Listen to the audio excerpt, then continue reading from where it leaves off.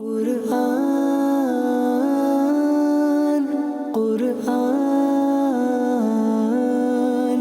قرآن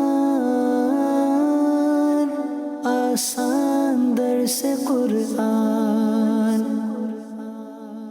الحمدللہ رب العالمین والصلاة والسلام علی خاتم النبیین اما بعد فاعوذ باللہ من الشیطان الرجیم بسم اللہ الرحمن الرحیم۔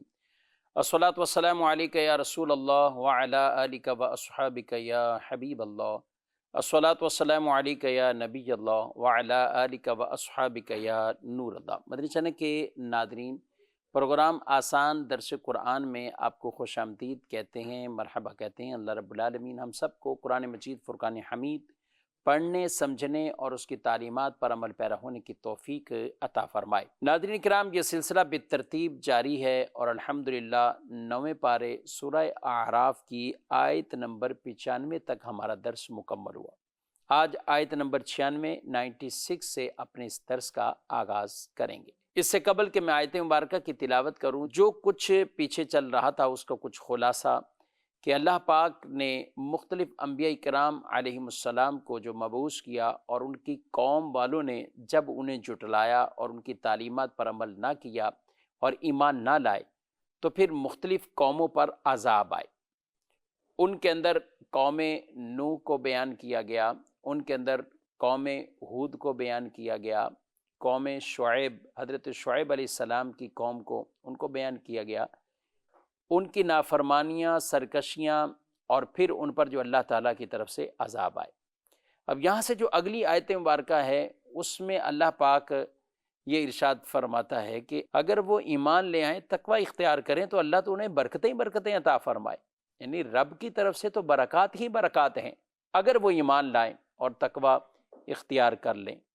فرمایا بسم اللہ الرحمن الرحیم وَلَوْ أَنَّ أَهْلَ الْقُرَىٰ آمَنُوا وَاتَّقَوْا لَفَتَحْنَا عَلَيْهِمْ بَرَكَاتٍ مِّنَ السَّمَاءِ وَالْأَرْضِ وَلَكِنْ كَذَّبُوا فَأَخَذْنَاهُمْ بِمَا كَانُوا يَكْسِبُونَ۔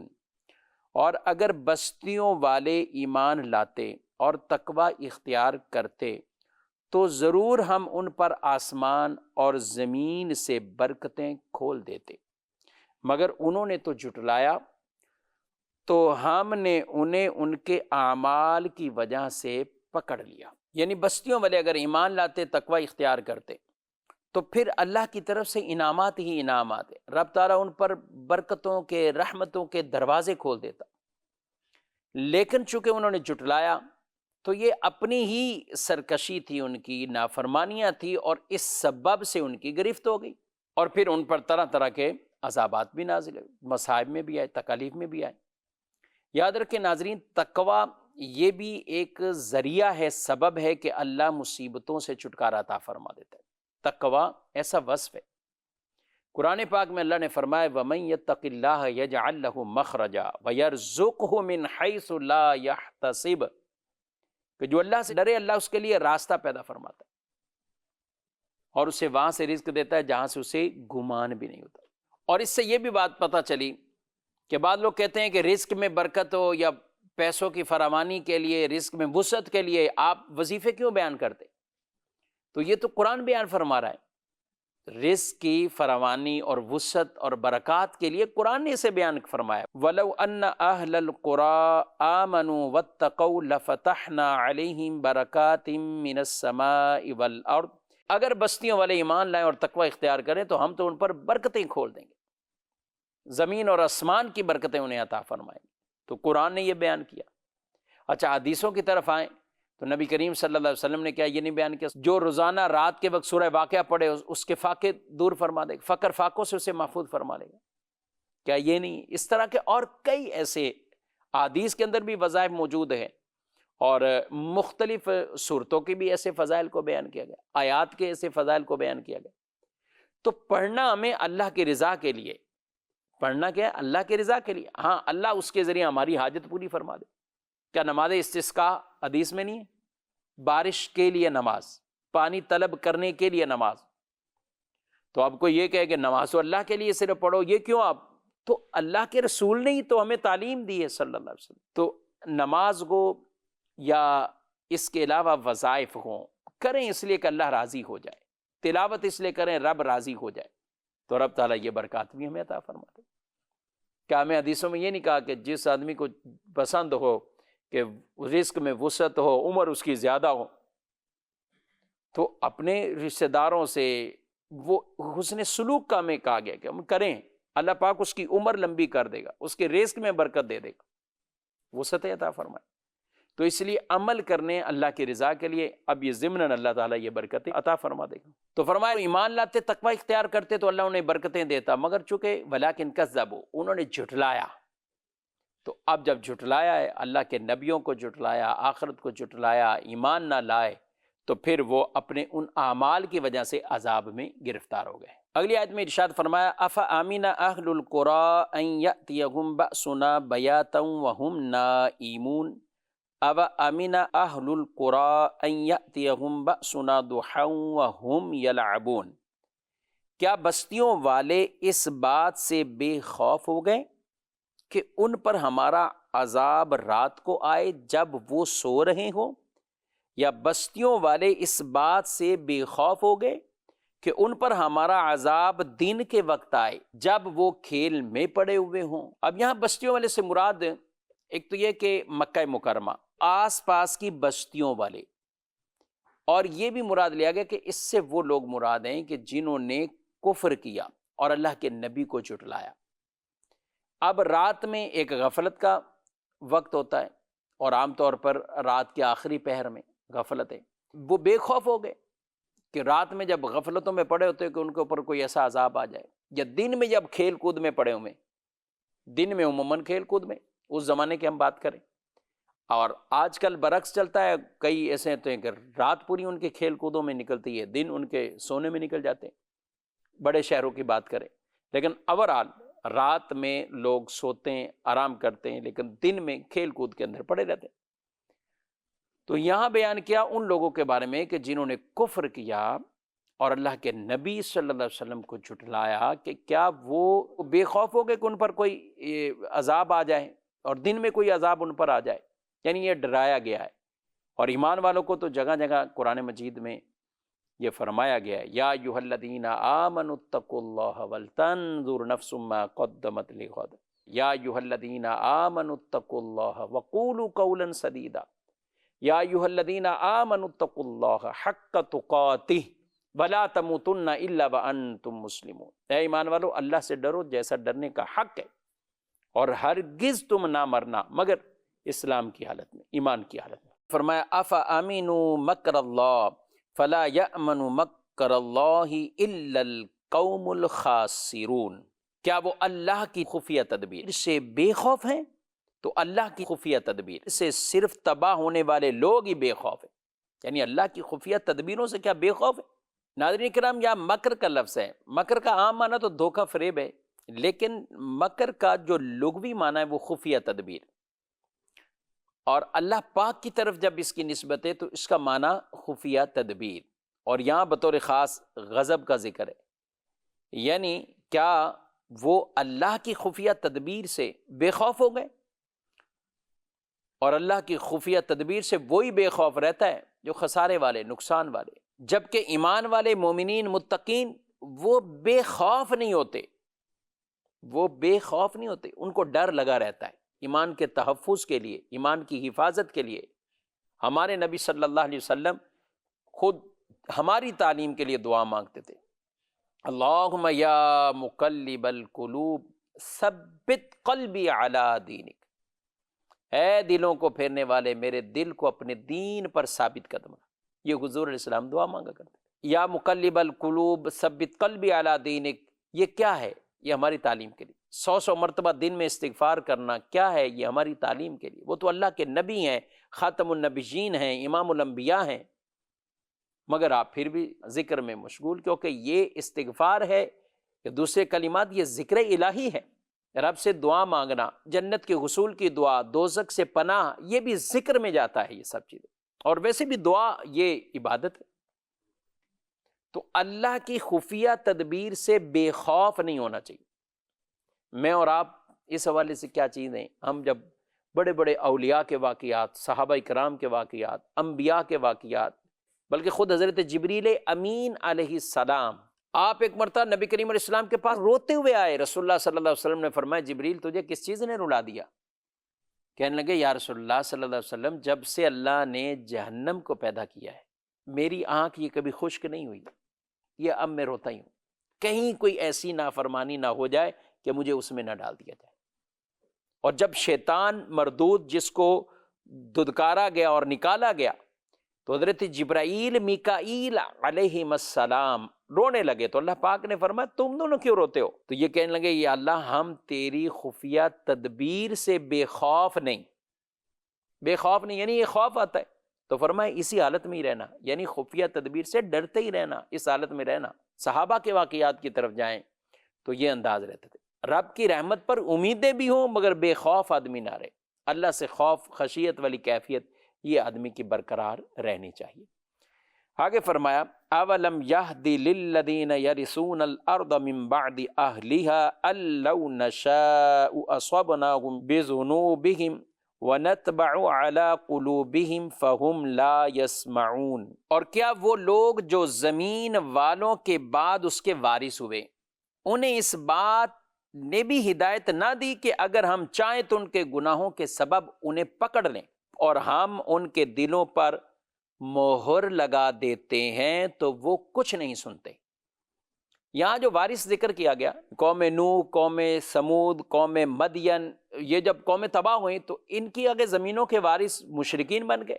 تو ان مشرکین مکہ کو کہا گیا کہ تم ان کی زمینوں کے وارث بھی بن گئے اور سب کچھ پتہ ہے ان کے بارے میں. پھر فرمایا کہ ہم نے ان کے دلوں پر مہر لگا دی، یعنی جس کے سامنے سب کچھ نشانیاں رکھ دی گئیں، ہدایت کے راستے واضح کر دیے گئے، اس کے باوجود بھی اگر وہ اسی حالت میں رہتا ہے تو پھر اللہ بھی مہر لگا دیتا ہے. اور یہاں نبی کریم علیہ السلام کو بھی تسلی دی گیا ہے، پیارے حبیب صلی اللہ علیہ وسلم آپ کی تبلیغ میں اور تبلیغ کی تاثیر میں کوئی کمی نہیں. ان کے سامنے جب سارے راستے کھل گئے اس کے باوجود یہ اس پر قائم رہے تو اللہ نے ان کے دلوں پر مہر لگا دی، اللہ نے ان کے دلوں پر مہر لگا دی، کیونکہ یہ اب اپنی ہٹ درمیوں پر ہیں، یہ ہٹ درمیوں پر ہے. تو انسان کو تو عبرت حاصل کرنی چاہیے کہ یہی وہ قومیں تھیں، قوم مدین سمود، کہ جن کو تباہ و برباد کر دیا گیا، اب جو وارث بنے وہ بھی اسی راہ پہ چلتے ہیں. ناظرین یہ باتیں اور یہ آیتیں بہت اور بھی درس دیتی ہیں. دنیا میں ہم رہتے ہیں تو آج ہم بھی اگر غور کریں تو ہمارے ارد گرد کئی ایسے ہیں کہ جو دوسروں کے مال کے وارث بنے، بڑی بڑی پراپرٹیاں، بڑی بڑی بلڈنگیں، بڑی بڑی عمارتیں، بڑی بڑی زمینیں، کھیت والی زمینیں، جانور، بڑے بینک بیلنس، بڑی گاڑیاں، عیش و عشرت. اگر ارد گرد دیکھیں تو کئی ایسے لوگ ہیں جو ٹھاٹ باٹ کے ساتھ رہتے تھے مگر چلے گئے دنیا سے. اب ان کے وارث جو بنتے ہیں، یاد رکھیں مال تو آیا لیکن مال نعمت بھی بن جاتا ہے اور کبھی مال یہ زحمت آزمائش بھی بن جاتا ہے. اب آدمی سوچتے وہ جو نہیں رہا، جو چلا گیا دنیا سے، اگر تو اس نے اللہ اور اس کے رسول کو راضی کر لیا تھا، مال کے بھی حقوق ادا کر دیے، فابیا سبحان اللہ، اللہ اس مسلمان کی بخشش و مغفرت فرمائے. لیکن اگر اس کے برعکس عمل تھا، کیونکہ کئی لوگ بعد میں آگے کہتے ہیں ہاں ہمیں جو وراثت ملی ہمیں پتہ ہے ہمارے آباء و اجداد یا والد یا والدہ یا جن کے بھی وارث بنے وہ زکوٰۃ نہیں دیتے تھے، وہ یہ عمل نہیں کرتے تھے، فلاں عمل نہیں کرتے تھے. تو وارث بننے والا اب چونکہ یہ اس مال کا یہ مالک بن گیا ہے تو اس کو ضرور دیکھنا ہے، اموال زکوٰۃ ہیں تو زکوٰۃیں بھی ادا کرے، دوسرے مال کے حق بھی ادا کرے. لیکن مال بھی ہے، نعمتیں ہیں، گاڑیاں، سب کچھ ہیں اور اللہ کی نافرمانیاں جاری ہیں تو پھر یہ عیش و عشرت یہ آزمائش ایک طرح کی ہے، پھر یہ آزمائش ہے. تو اس لیے اللہ پاک سے عافیت سلامتی کی دعا بھی مانگتے رہیں اور نیکی کے کاموں کی توفیق بھی مانگے. آگے فرمایا تلک القریٰ نقص علیک من انبائها وَلَقَدْ جَاءَتْهُمْ رُسُلُهُمْ بِالْبَيِّنَاتِ فَمَا كَانُوا لِيُؤْمِنُوا بِمَا كَذَّبُوا مِنْ قَبْلُ كَذَلِكَ يَطْبَعُ اللَّهُ عَلَى قُلُوبِ الْكَافِرِينَ. ترجمہ، یہ بستیاں ہیں جن کے احوال ہم تمہیں سناتے ہیں اور بے شک ان کے پاس ان کے رسول روشن دلائل لے کر تشریف لائے تو وہ اس قابل نہ ہوئے کہ اس پر ایمان لے آتے جسے پہلے جھٹلا چکے تھے. اللہ یوں ہی کافروں کے دلوں پر مہر لگا دیتا ہے۔ اب اس آیت مبارکہ میں خطاب یہ نبی کریم علیہ السلام سے ہے، اور ان بستیوں سے مراد جو پہلے کی 5 بستیاں ذکر ہوئیں، یہ قرآن پاک میں 9ویں پارے کے شروع میں اور 8ویں پارے کے آخری ربع میں، آخری چند رکوع میں جن بستیوں کا ذکر ہوا، ان میں سے قوم نوح ہے، قوم ہود ہے، قوم صالح، قوم لوط، قوم شعیب، یعنی یہ اللہ کے 5 نبیوں کی جو قومیں تھیں علیہم السلام، ان کی جو قومیں تھیں ان پر عذاب آئے۔ ان کو بیان کیا کہ دیکھیں ان کے پاس بھی اللہ نے نبیوں کو بھیجا، انہوں نے تبلیغ کی، لیکن بالآخر وہ تباہ و برباد ہوئے۔ وہ لوگ کیا ہوئے؟ وہ تباہ و برباد ہوئے کیونکہ انہوں نے جھٹلا دیا، اس پر ایمان نہ لائے۔ تو یہاں بھی نبی کریم علیہ السلام کو تسلی دی گئی، کیونکہ آپ تبلیغ فرماتے ہیں، آپ واعظ کرتے ہیں، مگر اس کے باوجود جب تعداد ایمان نہیں لاتی تو آپ غمزدہ ہوئے۔ تو اللہ پاک نے آپ کو جگہ جگہ قرآن میں تسلیاں دی۔ کیا پیارے حبیب صلی اللہ علیہ وسلم، آپ کا کام تھا پہنچا دینا، آپ نے پہنچا دیا۔ اب دلوں کے معاملات تو اللہ فرماتا ہے کذالک یطبع اللہ علی قلوب الکافرین، اللہ کافروں کے دلوں پر مہر لگا دیتا ہے۔ جب ان کی سرکشیاں، ان کی نافرمانیاں، ان کا جھٹلانا یہ اتنا بڑھ جاتا ہے تو رب بھی ان پر پھر مہر لگا دیتا ہے، اللہ بھی مہر لگا دیتا ہے، پھر وہ ایمان نہیں لاتے، یعنی جن کے مقدر میں ایمان نہیں ہے اور یہ سب کچھ ہے، اللہ بھی دلوں پر مہر لگا دیتا ہے۔ بعض سبب اس کے جو انہوں نے پہلے جھٹلا دیا، اب وہ اس قابل ہی نہیں رہے کہ ایمان لے آئیں۔ اس کی ایک تفسیر یہ بیان فرمائی، پہلے جھٹلانے سے مراد یہ ہے کہ جو عالم ارواح میں جو میثاق تھا، کہ جس میں انہوں نے زبان سے تو بلا کہہ دیا اقرار کر کے، لیکن دل میں جھٹلایا، اب نبی سے سن کر بھی وہ نہیں مان رہے۔ ایک قول تو یہ مراد کہ جس چیز کو جھٹلا چکے ہیں اس پر وہ ایمان لانے کے قابل نہ رہے، اور دوسرا یہ تھا، اس سے مراد یہ کہ جن لوگوں کو تباہ کیا گیا، ہلاک ہوئے، اگر انہیں اس سے پہلے بھی عذاب کا پورا معائنہ بھی کروا دیا جاتا یا انہیں زندہ بھی کر دیا جاتا، وہ پھر بھی ایمان نہ لاتے، کیونکہ پہلے جھٹلا چکے ہیں۔ تو اس لیے ناظرین، اللہ سے نیکی کی توفیق اور ایمان کی دولت ہے تو ایمان پر استقامت کی دعا آدمی ہمیشہ کرتا رہے۔ آگے اللہ فرماتا ہے وَمَا وَجَدْنَا لِأَكْثَرِهِم مِّنْ عَهْدٍ وَإِن وَجَدْنَا أَكْثَرَهُمْ لَفَاسِقِينَ، اور ہم نے ان کے اکثر لوگوں کو عہد پورا کرنے والا نہ پایا، اور بے شک ہم نے ان میں اکثر کو نافرمان ہی پایا، ہم نے ان میں سے اکثر کو نافرمان ہی پایا۔ یعنی اس عہد سے کیا مراد؟ ایک تو یہی قول مراد ہے کہ وہی جو عالم ارواح میں میثاق کا ایک وعدہ لیا تھا، اب جب وہاں کر چکے اقرار، دنیا میں تو جھٹلا دیا۔ اور ایک یہ کہ جب کوئی گرفت ہوتی تھی تو وہ اس میں ایک عہد کرتے، اگر اللہ یوں کر دے تو ہم یہ کر دیں گے، اگر اللہ یوں کر دے تو ہم ایمان لے آئیں گے۔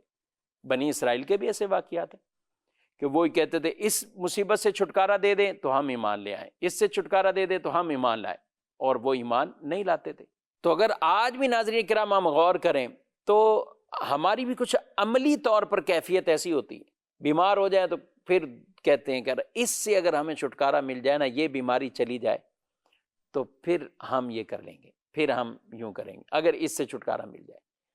اچھا، مالی طور پر کمی ہے، اگر یہ کمی پوری ہو جائے ہم شکر ادا کریں گے، خرچ کریں گے، یہ کریں گے، لیکن جب وہ سب کچھ مل جائے آدمی پھر ناشکری کرتا ہے، اس طرح کے وہ عمل بجا نہیں لاتا۔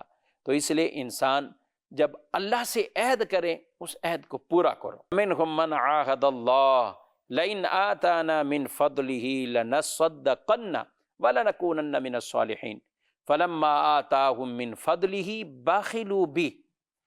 یہ قرآن نے بیان کیا ہے کہ کچھ لوگ ایسے ہیں جو اللہ سے عہد کرتے ہیں، اگر اللہ ہمیں دے تو ہم صدقہ کریں گے، اللہ کی بارگاہ میں ضرور نیکوں میں سے ہو جائیں گے، لیکن جب اللہ انہیں اپنے فضل سے دیتا ہے تو بخل کرتے ہیں، پھر ان کی کیفیت یہ ہو جاتی ہے۔ تو یہاں بہرحال ان لوگوں کے یعنی قوم نوح، قوم صالح، قوم ہود، قوم شعیب اور قوم لوط، ان کے تذکرے ہوئے، اور ان 5 نبیوں کے، حضرت صالح، حضرت ہود، حضرت شعیب، حضرت نوح، حضرت لوط علیہم السلام، ان کے تذکرے وہ یہاں تک ہوئے، اور اس کے بعد اللہ پاک نے حضرت موسیٰ علیہ السلام کے تذکرے بیان فرمائے ہیں، اور مختلف انداز سے آپ نے جو تبلیغ کی، تو یہاں سے آگے اللہ پاک نے حضرت موسیٰ علیہ السلام کے تذکرے اور ان کی امت کے اور قوم کے وہ احوال کو بیان فرمایا ہے۔ اور قرآن پاک میں حضرت موسیٰ علیہ السلام کے جگہ جگہ یہ واقعات کو، اور بطور خاص جو فرعون اور فرعون کے گروہ کی طرف جانے والے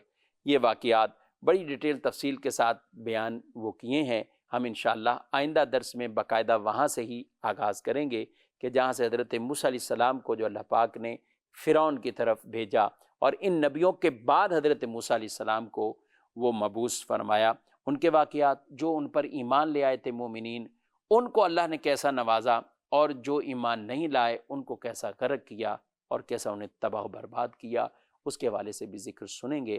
اللہ پاک ہمیں یہ باتیں سن کر ان سے جو عبرت پکڑنے والی باتیں ان سے عبرت پکڑنے، اور جو ہمیں عمل کے اندر مزید جذبہ بڑھائے، اللہ ہمیں قرآن پاک کی تعلیمات پر عمل پیرا ہونے کی توفیق دے۔ آمین بجاہ النبی الامین صلی اللہ علیہ وسلم۔ قرآن